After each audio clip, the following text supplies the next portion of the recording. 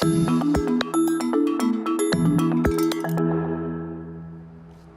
name is Julian Birkinshaw. I'm a professor at London Business School, and I'd like to welcome you to Managing the Company of the Future.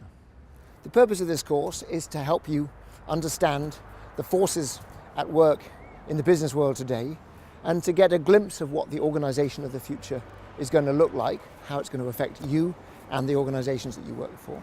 And we're going to do that by taking a look into the past, to understand today and tomorrow by really taking a deep look at what the organisational practices have become over the years by understanding their historical context.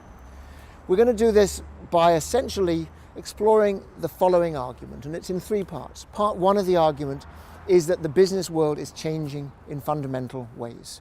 There are forces at work that are profoundly changing our outlook on work. One of them is of course technology. The emergence of the internet, the emergence of mobility of the internet is making it possible for people to make decisions in real time, for people to share information with one another in ways that they simply could not before.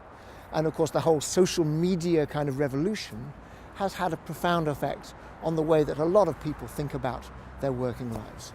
A second trend is so-called Generation Y. These are the people who were born after 1980 and are now occupying often quite senior positions in organisations. Not only are these people much more tech savvy, much more able to use technology than previous generations, but they've also got different expectations, particular around, am I going to work for an organisation which actually has some sort of sense of purpose? And then there are wider forces. There's the whole emergence of China and India and many other countries and the increasing influence they are having on those of us who work in the developed world, and that, if you like, competitive battle between traditional companies and new emerging companies is again shaping the way that we work.